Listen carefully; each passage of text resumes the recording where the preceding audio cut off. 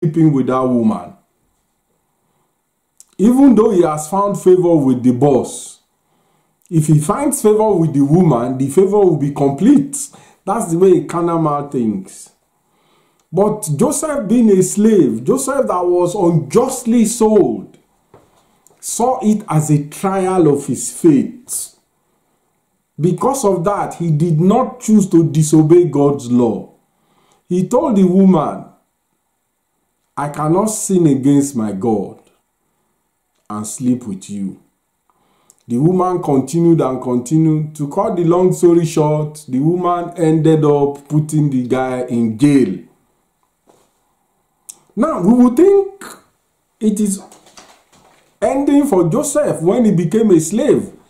We would think him being the chief of Potiphar's house, maybe Potiphar would give him his freedom. And no, the next port of call for Joseph was a jail. He was locked up in a dungeon.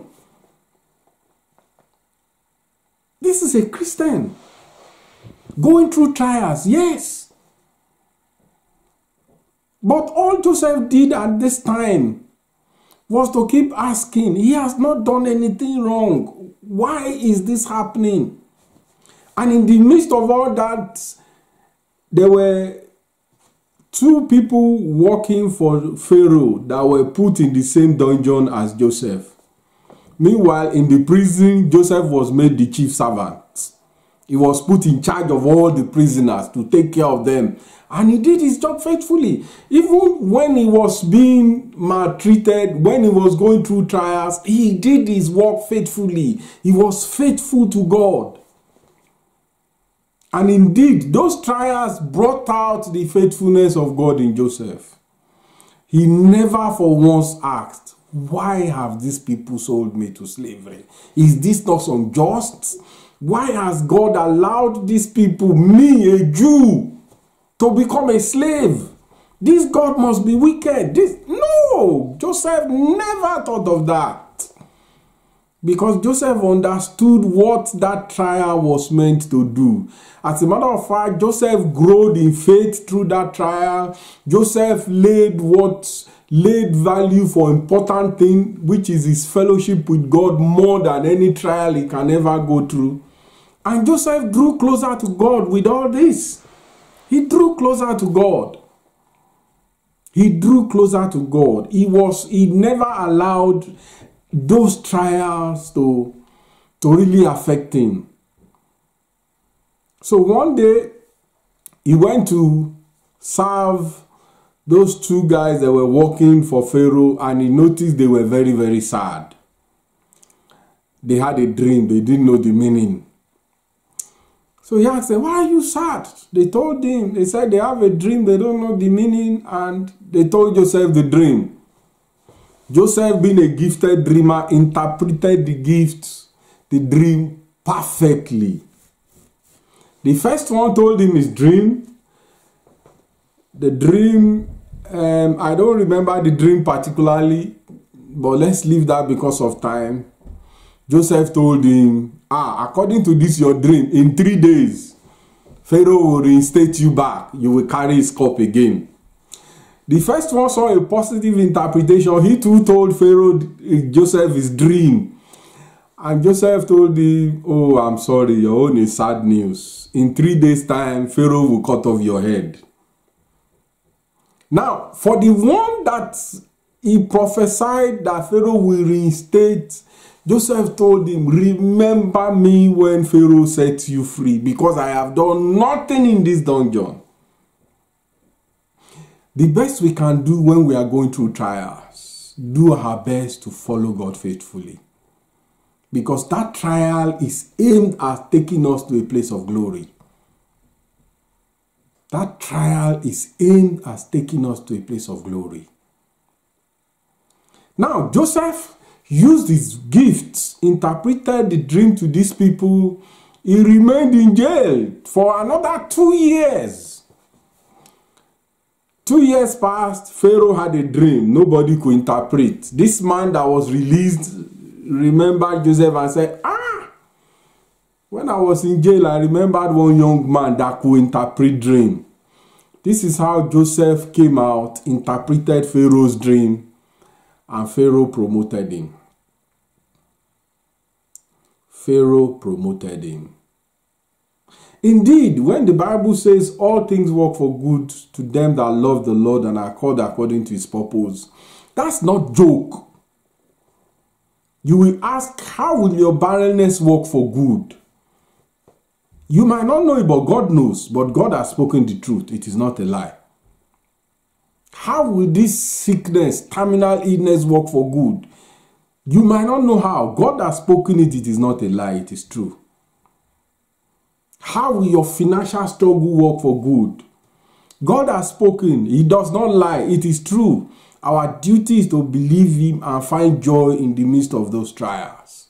Never complain, never murmur. Because the only way, from what we've learned in the life of Joseph, is for us to cooperate in that trial, walk in fellowship, so that where God is using that trial to guide us to, we will get there.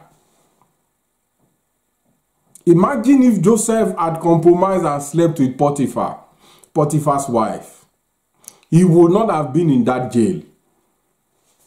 And that's the end. The best he would do is to be the chief servant in Potiphar's house. And let's hope someday the man will not discover his immoral acts and kill him by so doing. But thank God he understood what purpose the trial was fulfilling, and he chose to walk with God. So to cut the long story short, Joseph was made the prime minister in Egypt. From being a slave in Potiphar's house, to being a prisoner, to being a prime minister.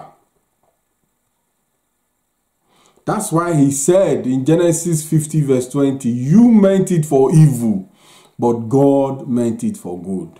Indeed, those people that are agents of those trials, if there are, they mean it for evil, but God means it for good. He always does. He always does. When we go through it, and when we are faithful, he always does. When we go through trials, according to Romans 5 verses 1, our faith is being tried. Romans 5 says, tribulation worketh patience.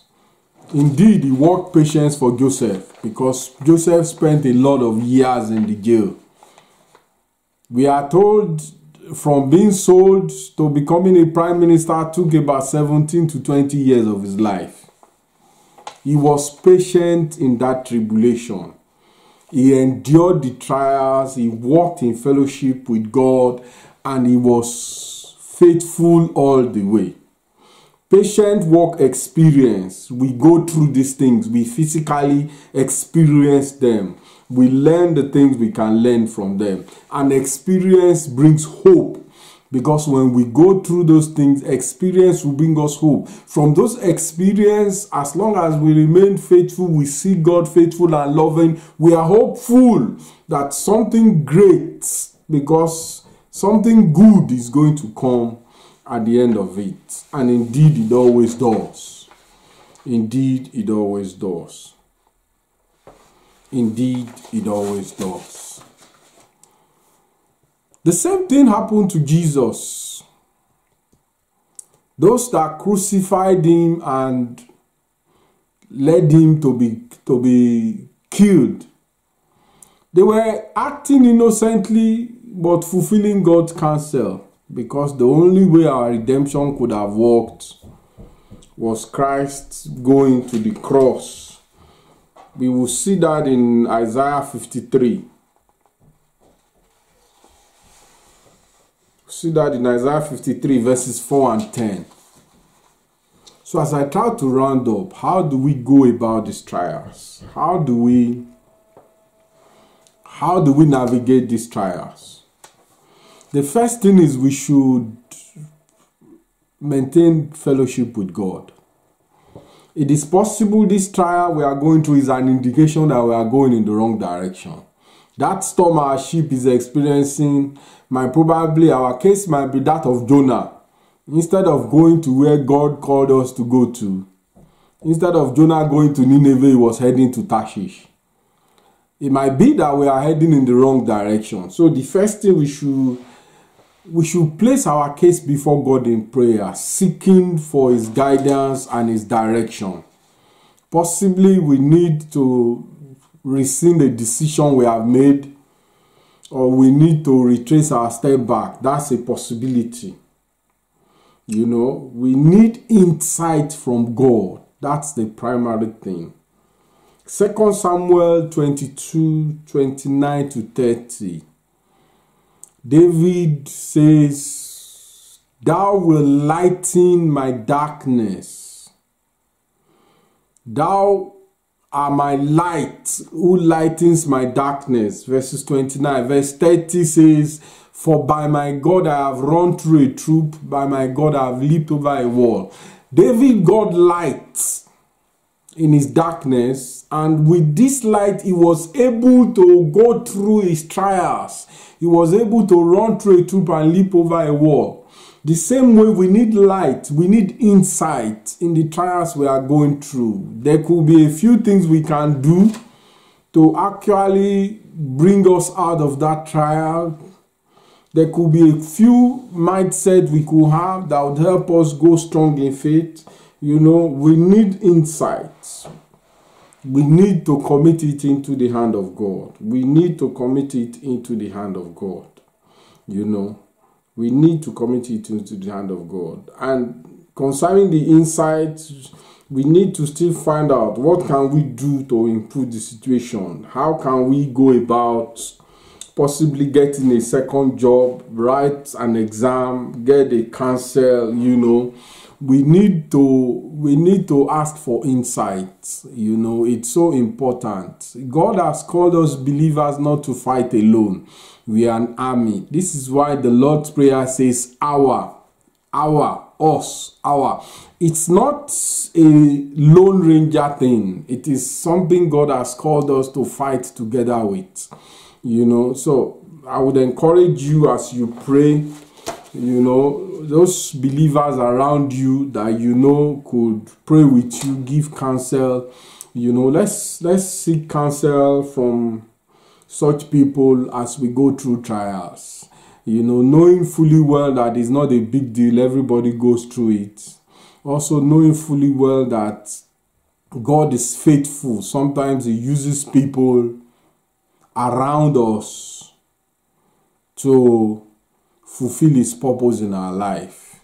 It's so important. The primary thing is for us to understand that as long as we're on earth here, we will go through different form of trials.